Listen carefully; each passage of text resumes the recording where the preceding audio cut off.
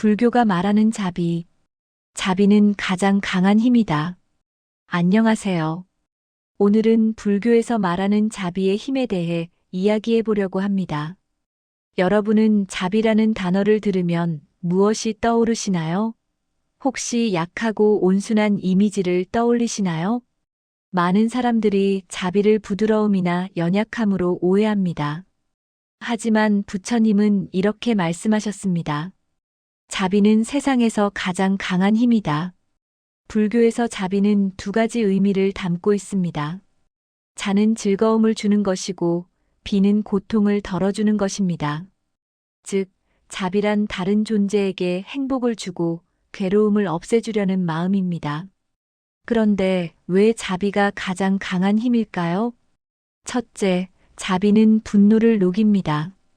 누군가 우리에게 화를 내고 공격해 올 때 우리가 자비로 응답하면 어떻게 될까요? 분노는 분노를 낳지만 자비는 분노를 멈추게 합니다. 이것이 자비의 첫 번째 힘입니다. 불교 경전에는 이런 이야기가 있습니다.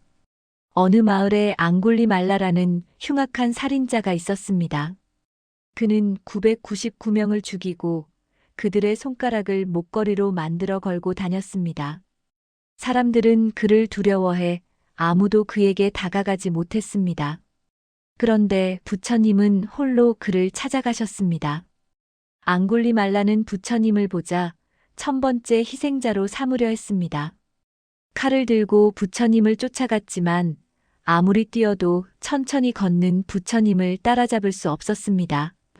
지친 앙굴리말라가 소리쳤습니다. 멈춰라. 그러자 부처님이 말씀하셨습니다.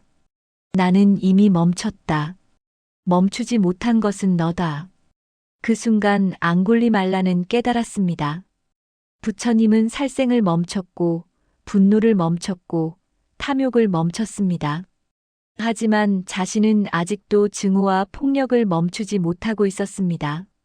그는 부처님의 자비 앞에서 칼을 내려놓았고 결국 부처님의 제자가 되었습니다. 이것이 자비의 힘입니다.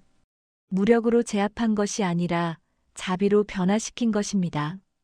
둘째, 자비는 우리 자신을 치유합니다. 많은 사람들이 타인에게 자비를 베푸는 것은 손해라고 생각합니다. 내 것을 나눠주고 내 시간을 써주고 내 에너지를 쏟는 것이니까요. 하지만 불교는 정반대로 가르칩니다.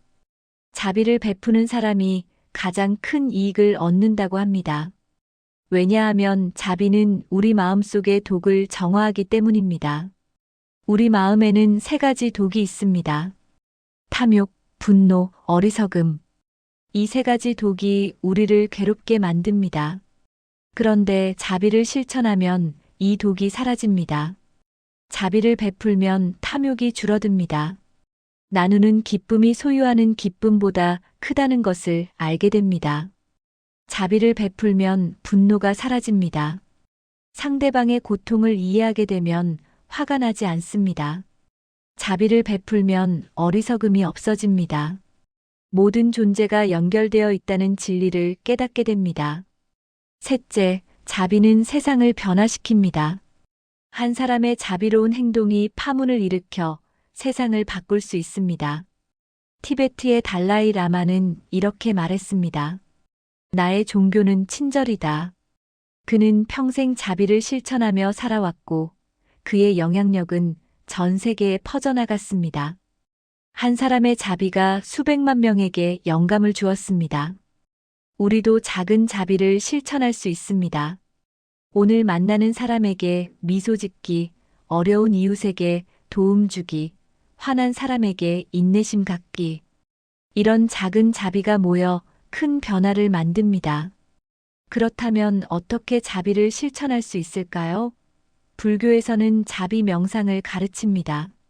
먼저 자신에게 자비를 베풉니다. 내가 행복하기를, 내가 평화롭기를, 내가 건강하기를. 그 다음 사랑하는 사람에게 자비를 확장합니다. 당신이 행복하기를, 당신이 평화롭기를. 그 다음 중립적인 사람, 어려운 사람, 그리고 마지막에는 모든 존재에게 자비를 확장합니다. 이 명상을 매일 실천하면 놀라운 변화가 일어납니다. 처음에는 단어에 불과했던 것이 점점 진짜 느낌이 됩니다. 그리고 어느 순간 우리는 자비로 가득 찬 사람이 되어 있습니다. 하지만 주의할 점이 있습니다. 자비는 동정이 아닙니다.